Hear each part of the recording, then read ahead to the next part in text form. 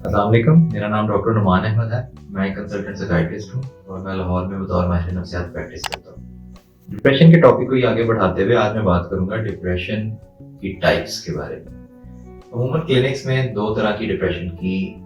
मरीज देखे जाते हैं। एक जो किसी साइकोटिक सिम्टम्स के बगैर आते हैं और दूसरे जो डिप्रेशन के साथ साइकोटिक सिम्टम्स के साथ प्रेजेंट करते हैं। अमूमन वो पेशेंट्स जो साइकोटिक सिम्टम्स के बगैर प्रेजेंट करते हैं उनमें आगे दो सब कैटेगरीज बनाई जाती हैं, जिसमें एक को न्यूरोटिक डिप्रेशन और दूसरे को बायोलॉजिकल डिप्रेशन कहा जाता है। न्यूरोटिक डिप्रेशन अमूमन वो डिप्रेशन है जो किसी स्ट्रेस के बाद, किसी चेंज के बाद, किसी एडजस्टमेंट प्रॉब्लम के बाद, किसी सदमे के बाद या किसी रिलेटिव की डेथ के बाद या ग्रीफ रिएक्शन के बाद पैदा होती है। अमूमन ये वो डिप्रेशन है जिसमें सिम्टोमेटोलॉजी या अलामात बहुत ज़्यादा शदीद नहीं होती, लेकिन जो रोज़मर्रा रूटीन की फंक्शनिंग है वो उसी तरह मुतासिर होती है जिस तरह बाकी बायोलॉजिकल और डिप्रेशन में साइकोटिक फीचर्स के अंदर लोगों की रोज़मर्रा की ज़िंदगी मुतासिर होती है। अमूमन न्यूरोटिक डिप्रेशन के अंदर एक वाज़ेह स्ट्रेसर मौजूद होता है और पेशेंट्स खुद बताते हैं या उनके अटेंडेंट या रिलेटिव्स बताते हैं कि ये इस स्ट्रेसफुल इवेंट के बाद ही ये अलामात पैदा हुई हैं। और अमूमन ये इस डिप्रेशन के अंदर वो स्ट्रेसर का हल होना या ख़त्म हो जाना ज़रूरी होता है मरीज़ की पूरी तरह सेहतयाबी के लिए,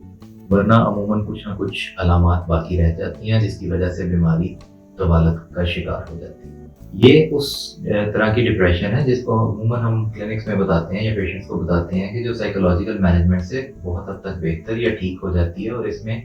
अर्ली स्टेजेस के ऊपर या माइल्ड टू मॉडरेट स्टेज के ऊपर दवाइयों का इस्तेमाल नहीं किया जाता। दूसरी तरफ बायोलॉजिकल डिप्रेशन है जो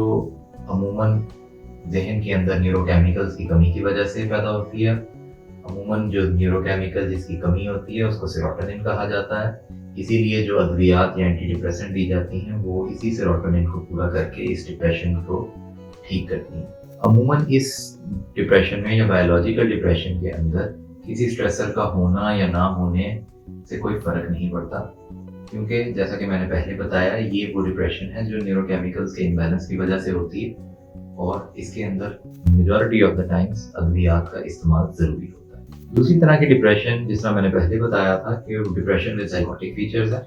अब अमूमन डिप्रेशन विद साइकोटिक फीचर्स में डिप्रेशन की अलामात के साथ कुछ ना कुछ साइकोटिक फीचर्स आते हैं जिसमें डिल्यूजन्स और हेलुसिनेशंस होती हैं। डिल्यूजन्स उन ख्यालात को कहा जाता है जो गलत होते हैं लेकिन इतने पुख्ता होते हैं कि कोई भी एविडेंस देने के बावजूद पेशेंट उनको मानने से इनकार कर देता है,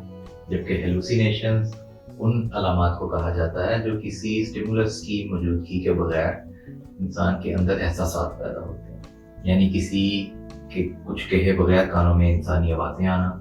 या कोई चीज़ ना होने के बावजूद किसी चीज़ के होने का एहसास होना या कोई चीज़ नज़र आ जाना। डिप्रेशन के अंदर जो हेलुसिनेशंस कॉमनली देखी जाती हैं वो अमूमन ऑडिटरी यानी कानों में सुनाई देने वाली आवाज़ें हैं और दूसरा विजुअल यानी दिखाई देने वाली चीज़। विजुअल हेलुसिनेशंस के अंदर अमूमन मुझे दिखाई देना, जिन या भूत दिखाई देना या कोई ऐसी शक्लें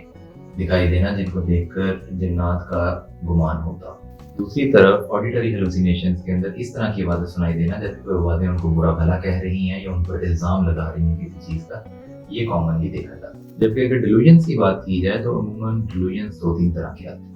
इनमें सबसे पहले तो पॉवर्टी का डिल्यूजन, यानी कि ऐसे लगना जैसे बिल्कुल हम गरीब हो गए हैं, हमारा सब कुछ बिक गया है, सब कुछ ख़त्म हो गया है, सारे पैसे ख़त्म हो गए और कुछ भी बाकी नहीं रहा। दूसरे नंबर पर जो डिल्यूजन कॉमनली देखा जाता है वो अमूमन किसी गुनाह के कर बैठने का एहसास होना, और वो इस हद तक शदीद होता है कि उनको लगता है कि शायद ये जो उनकी ज़हनी कैफियत है या जो डिप्रेशन की कैफियत है ये उसी गुनाह की सज़ा दी जा रही है। तीसरे नंबर पर एक खास किस्म का डिल्यूजन जिसको नाइलिस्टिक डिल्यूजन कहा जाता है वो डिप्रेशन विद साइकोटिक फीचर्स में देखा जाता है। इसमें अमूमन इस चीज़ का एहसास होना जैसे इंसान के अंदर कुछ भी बाकी नहीं रहा, उसके तमाम असास ख़त्म हो चुके हैं, आंतड़ियाँ गल सड़ चुकी हैं, इस चीज़ का शिद्दत से एहसास हो। डिप्रेशन की टाइप किसी भी तरह की हो, अमूमन इलाज तीनों तरह की डिप्रेशन का एक जैसा ही होता है। सिर्फ फ़र्क ये आता है कि जब बीमारी माइल्ड शिद्दत की होती है यानी कम शिद्दत की होती है तो उसमें कोशिश की जाती है कि बगैर अद्वियात के साइकोलॉजिकल मैनेजमेंट से या बातचीत के जरिए इलाज पूरा किया जाए, जबकि अगर इसकी शिद्दत मॉडरेट टू सीवियर हद तक चली जाए तो उसके अंदर अद्वियात के बगैर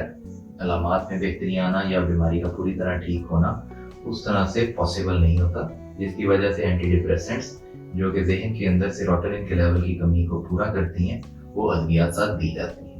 عموماً ڈپریشن کے سائیکوٹک فیچرز ایک ایسی بیماری ہے جس کے اندر نہ صرف ڈپریشن کا ٹریٹمنٹ ساتھ دیا جاتا ہے بلکہ سائیکوٹک فیچرز کو ختم کرنے کے لیے کچھ ایسی ادویات دی جاتی ہیں جو عموماً شیزوفرینیا یا دیوانگی کے مرض کے لیے بھی استعمال کی جاتی ہیں۔ ڈپریشن کے ٹریٹمنٹ کے حوالے سے میں اگلی ویڈیو میں تفصیل سے بات کروں گا، تب تک کے لیے اللہ حافظ۔